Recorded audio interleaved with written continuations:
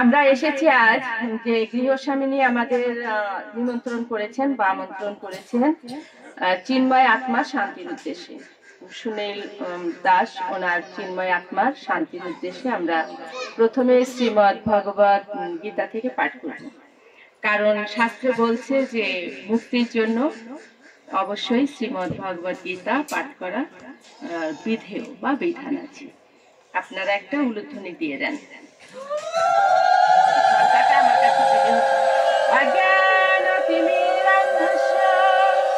জ্ঞানাঞ্জনশলাকয়া চক্ষুরুন্মীলিতাং যেন তস্मै শ্রী গুরুবে নমঃ। শ্রী চৈতন্য মনোভীষ্ট স্থাপিতং যেন ভূতলে স্বয়ং রূপ কদাময়ং দদাতি পদান্তিকম। বন্দে অহং শ্রী গুরু শ্রীতপাদকমলং শ্রী গুরুন বৈষ্ণবং চ শ্রীরূপং সাগ্রজাতং সহগণ রঘুনাথং বিতং তং সজীবং সাদ্বৈতং সাবধূতং পরিজন সহিতং। কৃষ্ণ চৈতন্য দেবং শ্রী রাধা কৃষ্ণ পাদং সহগণ ললিতাং শ্রী বিশাখানিতাং চ। নমো বিষ্ণুপাদায় কৃষ্ণপৃষ্ঠায় ভূতলে শ্রীমতে মহানাম স্বামিনীতে নমামি। বাঞ্ছা কল্পতরুভ্যশ্চ কৃপা সিন্ধুপায়েব চ পতিতানাং পাবনেভ্যো বৈষ্ণবেভ্যো নমো নমো।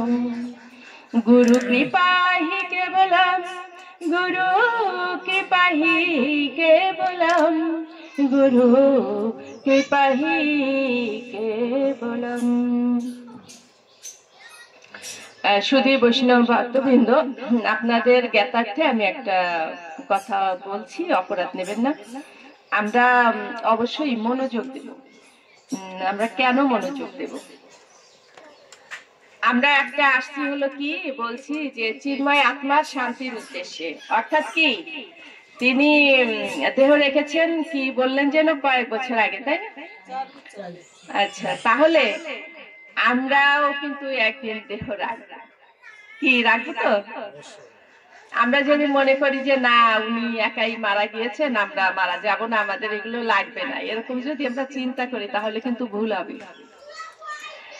আপনি এই জগতে যত অর্থ সম্পদ উপার্জন করুন না কেন, সেটা কিন্তু আপনি নিয়ে যেতে পারবেন না।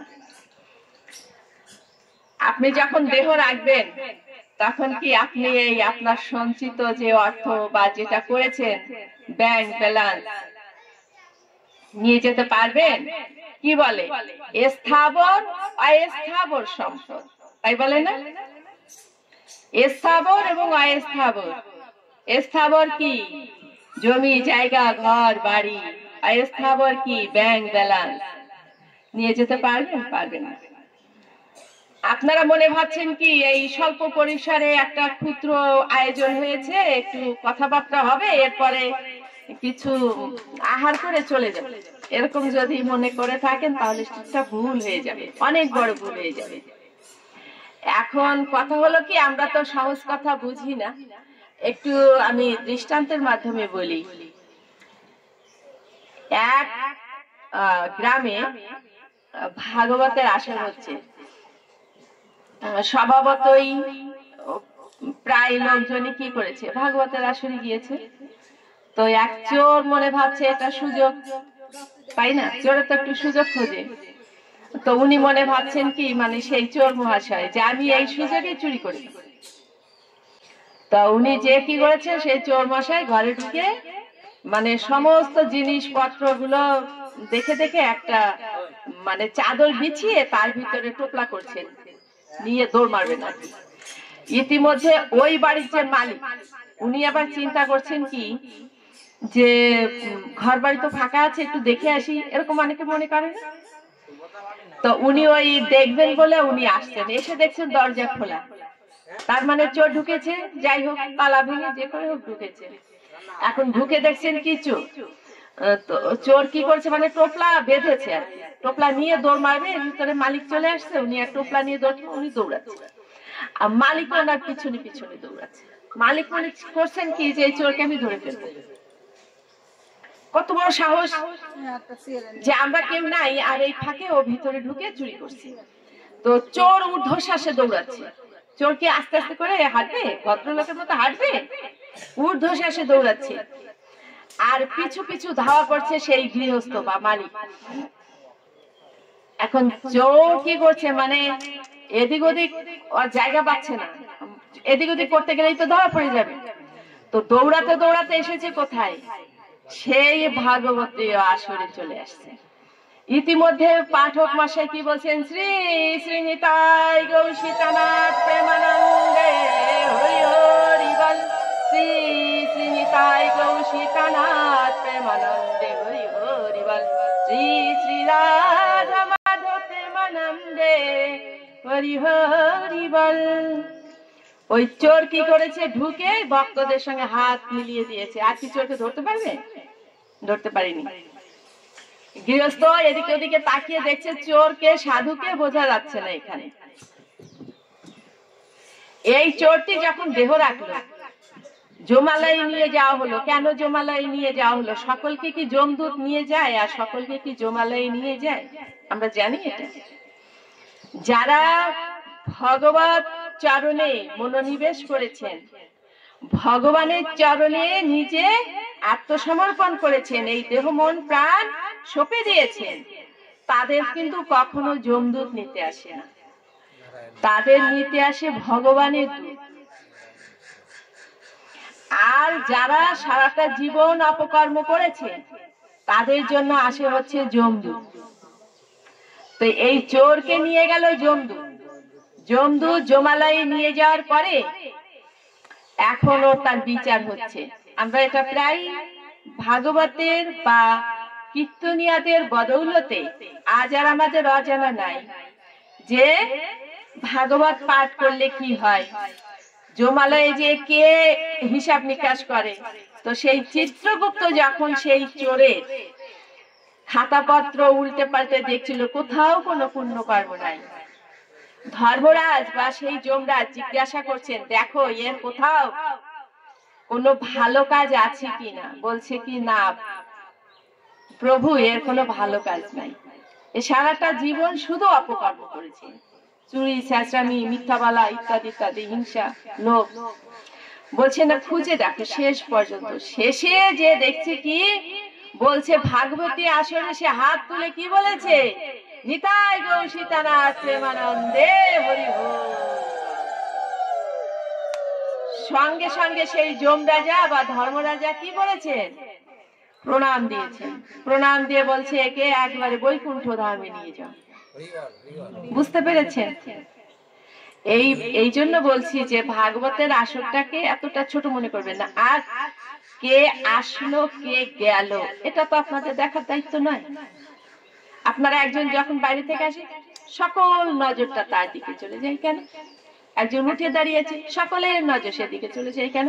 এখানে যে মন্ত্রগুলো বলা হচ্ছে, এই মন্ত্রগুলো আপনি বলবেন। আপনি বাড়িতে এই প্রণাম মন্ত্রগুলো একা বলবেন। যদি এক ভাগ কাজ হয়, ভাগবতী আসরে আপনি সবার সঙ্গে, এখানে সকলে ভক্তবৃন্দ আছে, ভক্ত আমরা বলি না শুধু বৈষ্ণব ভক্তবৃন্দ। বৃন্দ মানে কি? সমাবেশ, বহু বচন এটা।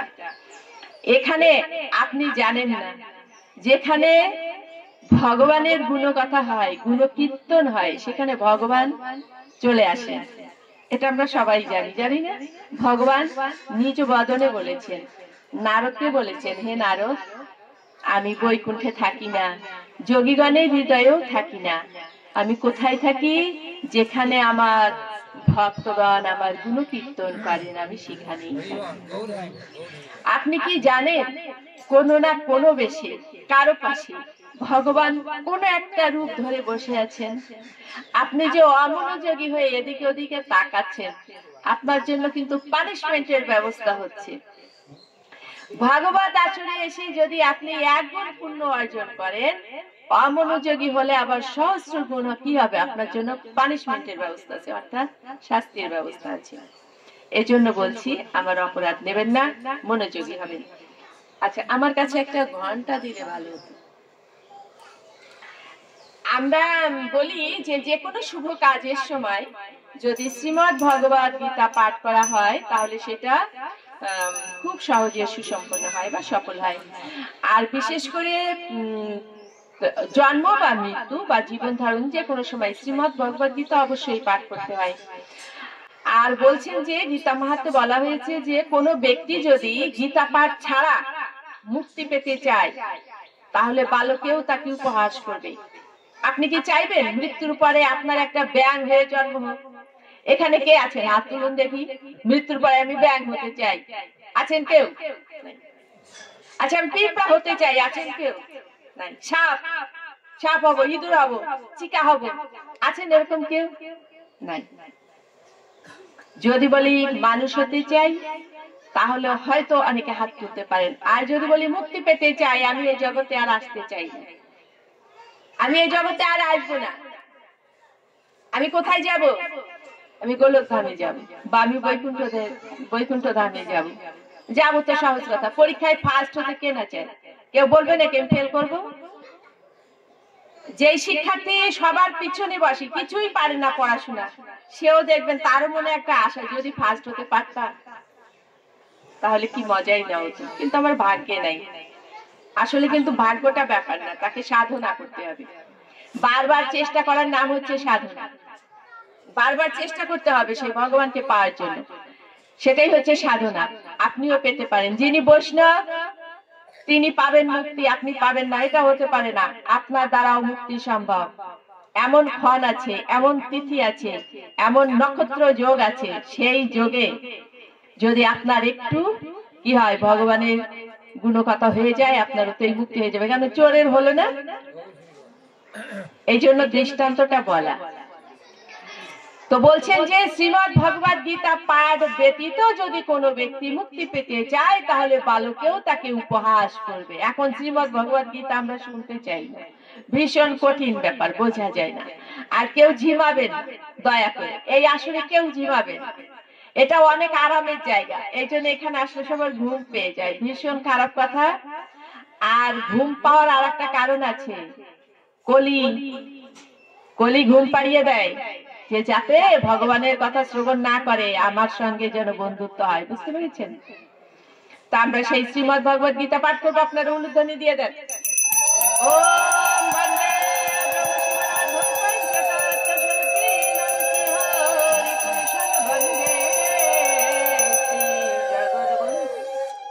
সুন্দরম। ওম হে কৃষ্ণ করুণা সিন্ধু দীনবন্ধু জগৎপতে গোপেশ গোপিকা কান্ত রাধাকান্ত নমস্তুতে। কৃষ্ণায় বাসুদেবায় হরয়ে পরমাত্মনে প্রণত ক্লেশনাশায় গোবিন্দায় নমো নমো। তপ্ত কাঞ্চন গৌরাঙ্গিনী রাধে বৃন্দাবনেশ্বরী বৃষভানুসুতং দেবে প্রণমামি হরি প্রিয়ে। ওম নমো ব্রহ্মদেবায় গো ব্রহ্মণ হিতায় চ জগদীধায় কৃষ্ণায় গোবিন্দায় নমো নমঃ। ওম নমো ব্রহ্মদেবায় গো ব্রহ্মণ হিতায় চ জগদীধায় কৃষ্ণায় গোবিন্দায় নমো নমঃ। ওম বৃন্দাবৈ তুলসী দেবৈ প্রিয়া वै केशवस्य च विष्णु भक्ति पद देवी सत्यवत्यै नमो नमः। ओम श्री परमात्मने नमः। ओम श्रीमद् भगवते श्री गीताय नमः। ओम श्रीमद् भगवते गीता माला मंत्रस्य श्री भगवान वेद व्यास ऋषिरनुष्टुप छंद श्री कृष्ण परमात्मा देवता श्री कृष्ण प्रीत्यर्थे पाठ विनियोग। ओम श्री परमात्मने नमः। ओम श्रीमद् भगवते श्री गीताय नमः। श्री गीताय नमः। श्री गीताय नमः। ओम पाठाय प्रतिबोधितां भगवता नारायणेन स्वयं व्यासेन ग्रथितां पुराणमुनिना मोदे महाभारतम् अद्वैतमृतवर्षिणीं भगवतीमाष्टा दशाध्यायिनीम् अमृतमनो सुन्दधामि भगवते गीते भवदेशिनीम्। नमोस्तुते व्यास विशाल बुद्धे फुल्लार बिन्दायत पात्र नेत्र जनता भारत तैल पूर्ण प्रज्वलित ज्ञानमय प्रदीप प्रपन्न पारिजाताय तत्र वेत्रैकपाणये ज्ञानमुद्राय कृष्णाय गीतामृत दुहे नमः। सर्वोपनिषद गावोद्गता गोपाल नंदन वसुदेवं सुतं देवं कंसचाणूरमर्दनं देवकी परमानन्दं कृष्णं वन्दे जगद्गुरुं। भीष्मोत्तनपाटा जयद्रथचाला गन्धर्व नीलात्पला शल्यग्रहभूति कृपेण बाहुनी कर्णेन बेलाकुला अश्वत्थाम विकर्ण घोरमकारा दुर्योधनावर्तिनी सती नखलु पाण्डवैरान नदी কইবার তক কেশব। উলুধ্বনি দেন একটা। পরাশর্য বাচ সরচ মমালঙ্গিতার্থ গন্ধ কটং নানা খেনক কেশরং হরি কথা সম্বধান বোধিতম লোকে সজ্জন ষড পদৈরারা পেপিয় মানং মুদা ভুয়াত ভারত পঙ্কজং কলিমল প্রধ্বংসী নাশ্রেয়সী মুখং কারতি বাচলং পঙ্গুম লঙ্ঘয়েতে গিরিম यत् कृपातमहं वन्दे परमानन्द माधवम्। ॐ नमो भगवते वासुदेवाय। ॐ नमो भगवते वासुदेवाय। ॐ नमो भगवते वासुदेवाय। श्रीमद् भगवते श्री गीताय नमः। श्री गीताय नमः। श्री गीताय नमः। किं तद् ब्रह्म किमध्यात्मं किं कर्म पुरुषोत्तम अधिदैवं किमुच्यते। অর্জুন জিজ্ঞাসা করিলেন, হে পুরুষোত্তম, ব্রহ্ম কি, কর্ম কি, অধিভূত অধিদৈবই বা কাকে বলে, আমাকে তা স্পষ্ট করে বলো। অর্জুন জিজ্ঞাসা করছেন ভগবানের কাছে। এটা অষ্টম অধ্যায়ের 1 নং শ্লোক। কি বলছে? কিম তদ ব্রহ্ম কিম আধ্যাত্মম কিম কর্ম পুরুষোত্তম অধিভূতম চ কিম প্রকৃতম অধিদৈবম কিমুচ্যতে। এখানে প্রশ্ন আছে কয়েকটা। কি বলছে? যে ব্রহ্ম কি, কর্ম কি, অধিভূত কি, অধিদৈব কি, আমাকে তাই স্পষ্ট করে বলো। এ কথা জিজ্ঞাসা করছেন অর্জুন ভগবানকে। অধিয়াজ্ঞাহ কথম কহবাচ দেহেऽস্মিन् মধুসূদন প্রাণকালে চ কথম গেয়সি নিয়তাত্মভিঃ। অধিযোগ্য কে? তিনি কোথায় থাকেন, কোথায় অবস্থান করেন? জিতেন্দ্রিয় ব্যক্তিরা তেনাকে কিভাবে জানতে পারেন? হে মধুসূদন, আমাকে সেটা বল।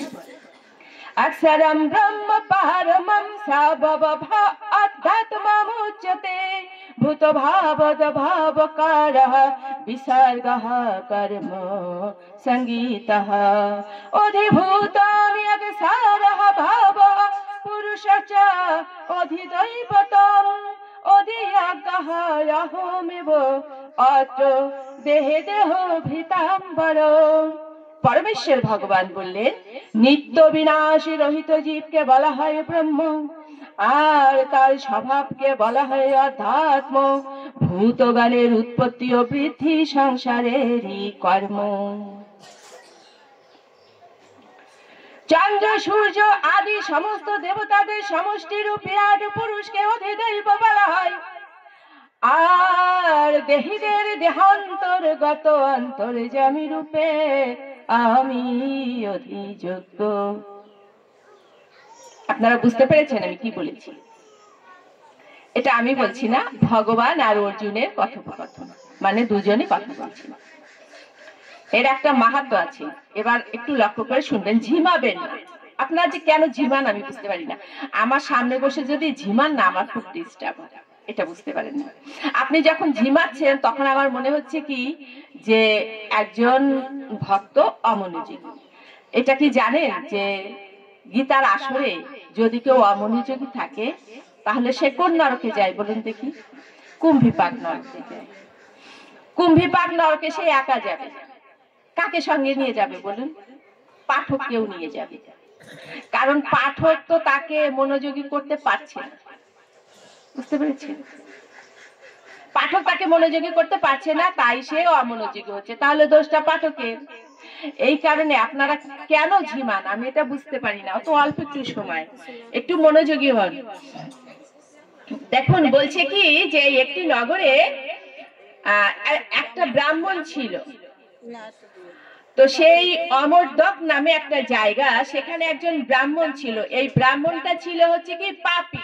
আমি কি বলেছি যে আসবে আপনারা তার দিকে নজর দেবেন না, আপনারা নজর দেবেন কোন দিকে? ভগবানের দিকে। কথা শুধু শ্রবণ করলে হবে না, মানতে হবে।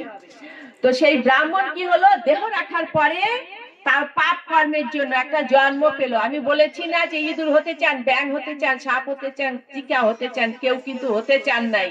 কিন্তু হতে না চাইলে কি হবে? কর্ম করলে তো সেটা হয়ে যাবে, তাই না? আমি যদি বিষ ভক্ষণ করি, করে যদি বলি কি আমি মরবো না, আমি চিরঞ্জীবী হব, হবে? আমি তো বিষ ভক্ষণ করেছি, মরে তুমি যাবই।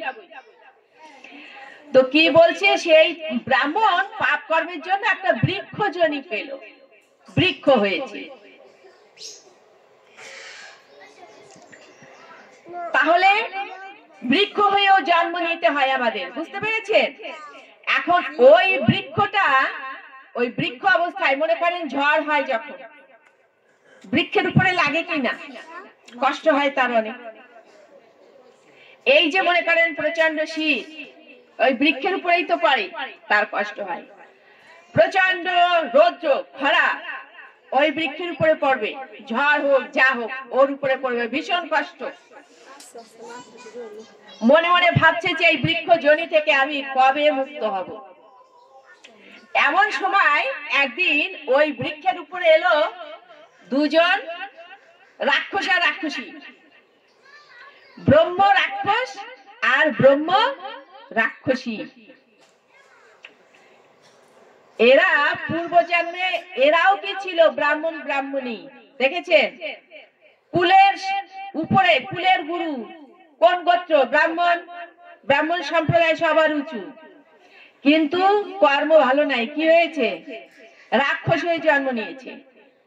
ওই দুই রাক্ষস আর রাক্ষসী ওরা ওই বৃক্ষের উপরে এসেছে। কোন বৃক্ষে? ওই যে এই বৃক্ষ আগের জন্মে কি ছিল? ব্রাহ্মণ ছিল। ওই বৃক্ষের উপরে দুজনে বসে, ডালে দুজনে বসে কথোপকথন বলছে, মানে কথাবার্তা বলছে। ওই দুজনে জিজ্ঞাসা করছে একজন আরেকজনকে, স্বামী স্ত্রীকে বলছে, স্ত্রী স্বামীকে বলছে যে এই যে আমরা একটা অধপতিত যোনি পেয়েছি, এর থেকে মুক্ত হব কবে? স্ত্রী স্বামীকে জিজ্ঞাসা করছে যে আমরা এই জীবন থেকে মুক্তি পাবো কবে?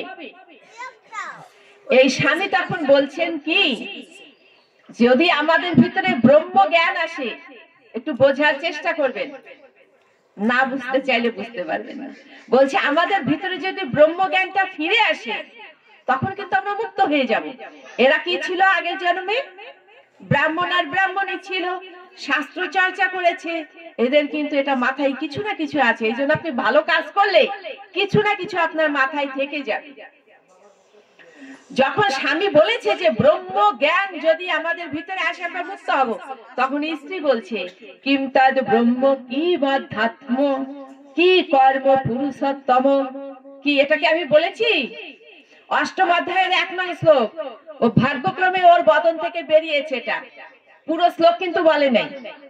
কতটুকু বলেছে? একটা লাইন বলেছে, একটা লাইনও পুরো বলে নাই। স্বামী ওই যে বলেছে না যে ব্রহ্ম জ্ঞান যদি আসে আমাদের ভিতরে তাহলে আমরা মুক্ত হয়ে যাব। তখন স্ত্রী মানে তার বদন থেকে বেরিয়েছে যে আমরা শাস্ত্র চর্চা করেছি আগে, কিম তদ ব্রহ্ম কিম অধ্যাত্মম কিম কর্ম পুরুষোত্তম। এতটুকু বলার সঙ্গে সঙ্গে ওই বৃক্ষ দেখছে কি, মানে যেই বৃক্ষের পরে বসে আছে রাক্ষসেরা, বৃক্ষ শুকিয়ে গেছে, শুকিয়ে গেছে এবং সে বৃক্ষ যিনি ত্যাগ করেছে, করে সে একটা দেহ পেয়েছে। আর কি হচ্ছে, ওই রাক্ষস আর রাক্ষসী ওরাও দেহ পরিবর্তন করেছে। আর সেই বৈকুণ্ঠ ধাম থেকে বিমান এসেছে, বিমান এসে ওদের নিয়ে চলে যাচ্ছে। আর ওই বৃক্ষজনী যে, সেও তো বৃক্ষ থেকে বেরিয়ে এসেছে, বলছে তোমরা দাঁড়াও দাঁড়াও, চলে যেও না, আমাকে কিছু বলে যাও। এটা কি হলো আমি কিছু বুঝতে পারলাম না। তো তোমরা কি একটা বললে, বলার সঙ্গে সঙ্গে কি হলো, আমি তো মুক্ত হয়ে গেলাম আর তোমরাও মুক্ত হয়ে চলে যাচ্ছ। তো আমি তো এই বিষয়টা বুঝতে পারলাম না, আমি জানতে পারলাম না, আমায় একটু বলে যাও। তখন ওরা দুজন বলছে যে আমরা পূর্বজন্মে ব্রাহ্মণী ছিলাম, আমার স্বামীর নাম হচ্ছে কুশীলভ, আমার নাম হচ্ছে কুমতি। আমাদের পাপ কর্মের জন্য আমরা রাক্ষস জনি পেয়েছি, তবে আমরা শাস্ত্র চর্চা করেছিলাম, সেটা মাথায় ছিল। এই অষ্টম অধ্যায়ের শ্লোক যদি কেউ পাঠ করে তাহলে কি হবে? তৎক্ষণাৎ সে বৈকুণ্ঠ ধামে চলে যাবে। শ্রী শ্রী রাধা মাধব প্রেমানন্দে হরি বল, শ্রী শ্রী রাধা মাধব প্রেমানন্দে হরি হরি বল। এমন যে অমৃত বাণী, এমন যে অমৃতময় কথা আমাদের শুনলে কেমন ঘুম পায়। কেন ঘুম পায় জানেন? আমাদের আগ্রহ নাই তো, আমরা যদি জানতে চাই কি ব্যাপার, কি বলছে এখানে। এখানে কয়েকটা প্রশ্ন করেছে অর্জুন এবং ভগবান সেই প্রশ্নের উত্তর দিয়েছে। ব্রহ্ম কি, অধ্যাত্ম কি, অধিভূত কি, অধিদৈব কি, আমাকে তাই স্পষ্ট করে বলে। পরবর্তীতে বলছে অধিযোগ্য কি, তিনি কোথায় অবস্থান করেন, মৃত্যুকালে জিতেন্দ্রীয় ব্যক্তিরা কিভাবে তেনাকে জানতে পারেন। দেখেছেন, প্রশ্ন করেছে আর ভগবান উত্তর দিচ্ছেন, অক্ষরম ব্রহ্ম পারমম সাবভাতাত্মা উচ্যতে ভূত ভাবদ ভাবকারঃ বিসর্গ সংগীত। নিত্য বিনাশ রহিত জীবকে বলা হয় ব্রহ্ম, আর তার স্বভাবকে বলা হয় অধ্যাত্ম। ভূত গানের উৎপত্তি ও বৃদ্ধি সংসারেরই কর্ম। প্রশ্নের উত্তর কিন্তু ভগবান দিয়ে গিয়েছে যে ব্রহ্ম হচ্ছে কি, নিত্য বিনাশ রহিত জীব। আমি দেহ রাখবো, দেহটা পচে যাবে, নষ্ট হয়ে যাবে, কিন্তু আমার এই দেহের ভিতরে যে আত্মা আছে তিনি কিন্তু মরেনও না, বাঁচেনও না, জন্ম নেন না, মরেনও না, নতুন নতুন সৃষ্টিও হন না, তিনি হচ্ছেন ব্রহ্ম। এটা ভগবান বলছেন। আবার অর্জুন কত সুন্দর প্রশ্ন করেছে, অধিযোগ্য কে, তিনি কোথায় বাস করেন, আর জিতেন্দ্রীয় ব্যক্তিরা কিভাবে তেনাকে জানতে পারেন। সবাই জানতে পারে না, যাদের শুধু ঘুম আসে তারা কি জানতে পারবে? ঘুমিয়েই তো জীবনটা কাটিয়ে দিলাম। কত বছর বাঁচবেন হিসাব করুন, মনে করুন এখন গড় আয়ু কত, 60 বছর। 60 বছরের 30 বছর আপনি ঘুমিয়ে কাটাচ্ছেন। হিসাব করে দেখুন আমার কথা ঠিক আছে কিনা। 30 বছর ঘুমিয়ে কাটালেন, তারপরে প্রতিদিন সকালে উঠে বাহ্যিক কাজ আছে না, ওয়াশরুম, টয়লেট, বাথরুম, তারপরে দন্ত ব্রাশ, এই করতে আর কত বছর গেল? আরো গেল 5 বছর। তারপর কি আছে, বেশ একটু আন কথা কান কথা শুনতে ভালোই লাগে, ওতে চলে গেল আরো 20 বছর। এভাবে বছরান্তে হিসাব করে দেখুন, সেই দয়াময় ভগবানকে স্মরণ করার জন্য আপনার এক ফোঁটাও সময় নেই। বুঝতে পেরেছেন? এই জন্য 60 বছর জীবনটা একেবারেই বৃথা করে দেবেন না। এই জন্য কি বলছেন, মালা জপে শালা, এমনি জপে ভাই, শ্বাসে প্রশ্বাসে জপে বলিহারি যাই। প্রত্যেকটা শ্বাসে প্রশ্বাসে এই দয়াময়কে স্মরণ করুন। এখানে আসছেন না সবাই, ফিরে যাবেন বাড়িতে, সেই একটা কি চিন্তা, আমি বাড়ি ফিরে যাব। কোথায় বাড়ি আপনার, কোথায় ঘর? ওটা কি আপনার বাড়ি?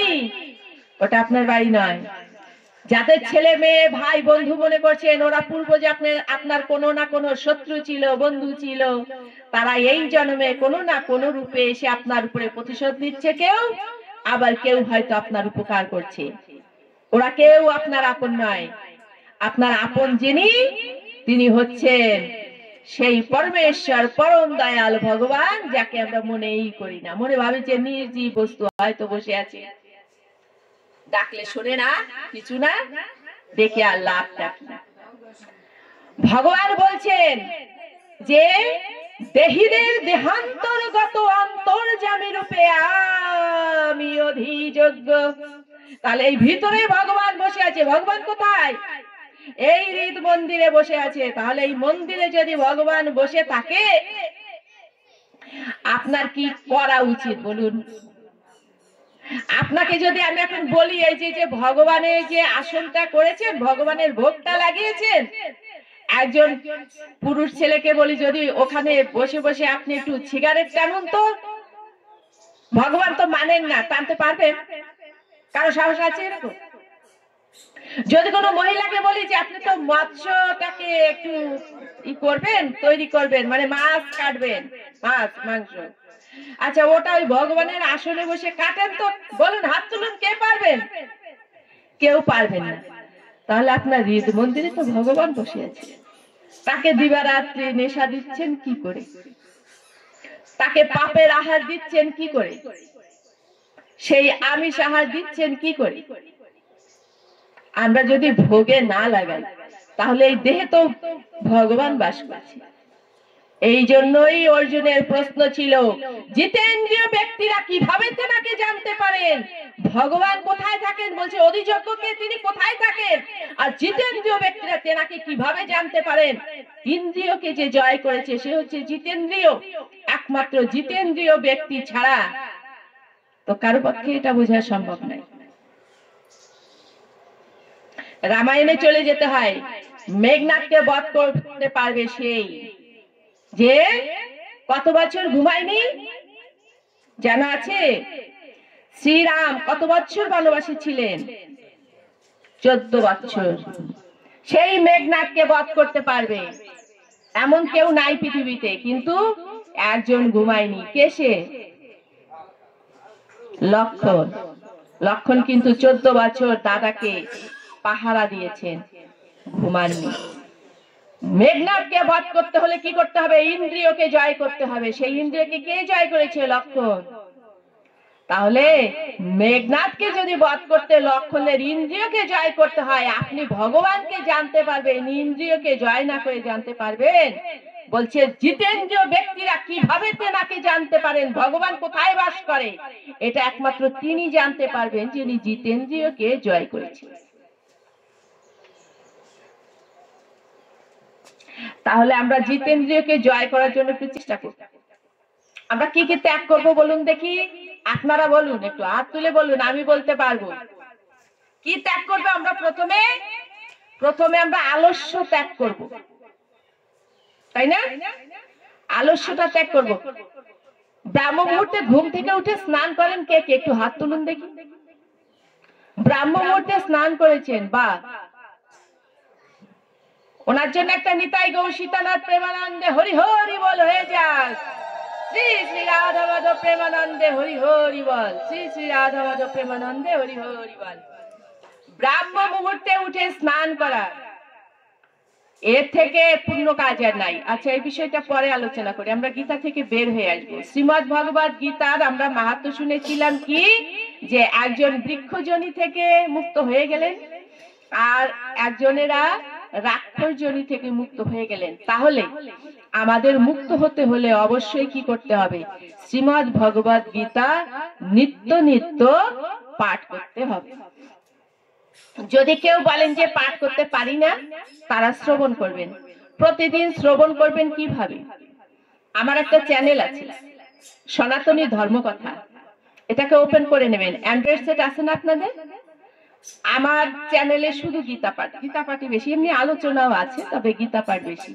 আপনি যদি চালিয়ে দেন, শ্রবণ করলে, আপনি মন দিয়ে শ্রবণ করলে কাজ হবে। আর এই যে আপনাদের ঝিম আসছে না, ঘুম আসছে, যদি গীতার প্রতি আপনাদের একটা ভালোবাসা জন্মে যায়, তাহলে কিন্তু আর ঘুম আসবে না।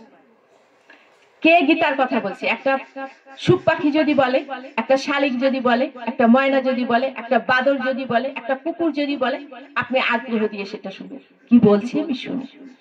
এটা কিন্তু ব্যক্তি প্রাধান্য পাচ্ছে না, পাচ্ছে কি? কি বলছে? অমৃতময় বাণী বলছে। নিকৃষ্ট জনি পেয়েও সে অমৃতময় বাণী উচ্চারণ করতে পারছে। তাহলে আমি এই মনুষ্য জন্ম পেয়ে কেন আমি এটা পারবো না? অবশ্যই শ্রবণ করবেন, প্রতিদিন শ্রবণ করবেন। তো এ পর্যন্তই, আপনারা উলুধ্বনি দেন। আমি আর একবার করে বলবো যে মুক্তি পেতে চাইলে আপনাকে অবশ্যই শ্রীমদ ভগবত গীতা পাঠ করতেই হবে, এ বিনা কোনো গতি নেই। উলুধ্বনি দিয়ে দেন। ওম শ্রী পরমাত্মনে নমঃ। ওম শ্রীমদ ভগবতে শ্রী গীতায় নমঃ।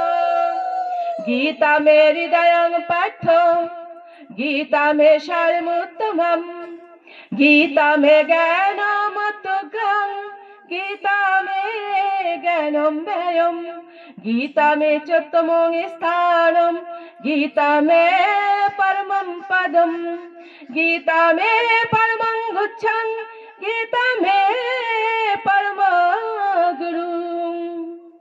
गीता से अहं तिष्ठामि, गीता मे परमं गृहम्, गीता ज्ञानं समाश्रितो त्रिलोकीं फलमहम्, गीता मे परमा विद्या ब्रह्मरूपा न संशयः, अर्धमात्रहरा नित्य निर्वाच्य पदात्मिका, गीता नामानि वक्ष्यामि गुच्छामि शृणु पाण्डव, कीर्तनादि सर्व पापानि विलयन्ति तत्क्षणात्। गंगा गीता च सावित्री, सीता सत्ता पतिव्रता, ब्रह्मा बलिर्ब्रह्मविद्या, त्रिसंध्या मुक्तिगेहिनी, अर्धमात्र चितानंदा, भवनिभ्रांति नाशिनी, वेदत्रयी परनंदा, तत्तर्थ ज्ञान मंजरी। गंगा गीता उच्चारण করেছেন কয়জনে? আমার সঙ্গে সঙ্গে হাত তুলুন দেখি। যা, সংখ্যাটা বেশি। ভগবান বলছেন গীতা হচ্ছে আমার জ্ঞান, গীতা হচ্ছে আমার সারবস্তু, গীতা হচ্ছে আমার পরম পদ, গীতা হচ্ছে আমার গুরু, গীতা পরম গোপনীয় বিষয়।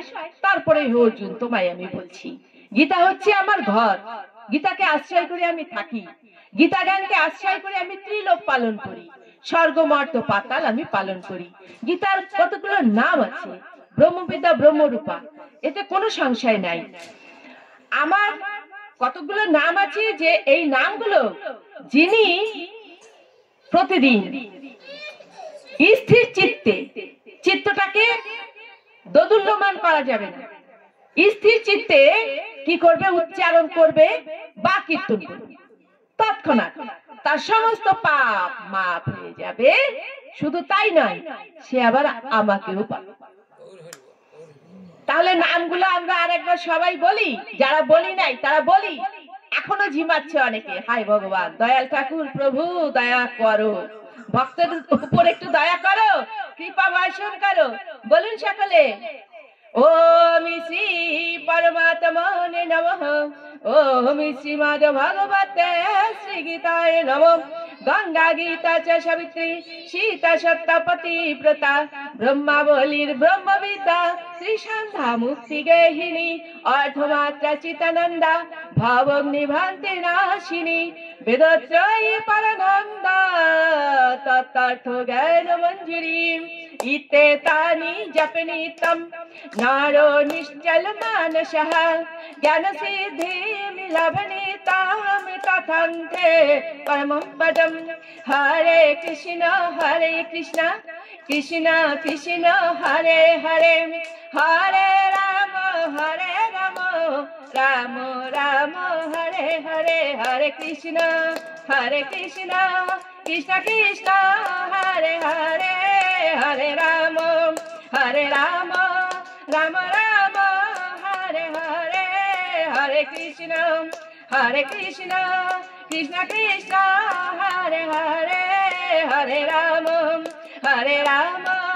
রাম রাম হরে হরে।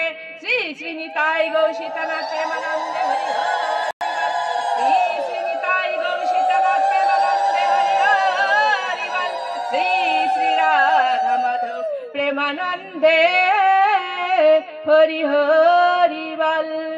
জয় জয় শ্রী গীতা ভগবান কি জয়, जय जय श्री राधा रानी की जय, जय जय श्री श्याम सुंदर की जय, जय जय वृंदावन धाम की जय, जय जय श्री राधा कुंड की जय, जय जय श्याम कुंड की जय, जय जय श्री मंगल धाम की जय, जय जय ढापड़ा धाम की जय, जय जय नृसिंहदेव की जय, जय जय चिन्मय आत्मा सुनील दास की जय, जय जय चिन्मय आत्मा सुनील दासेर मुक्ति की जय, जय जय भक्त वृंद की जय, जय जय पुरी धाम की जय, जय जय पुरी धाम की जय, जय जय जगन्नाथ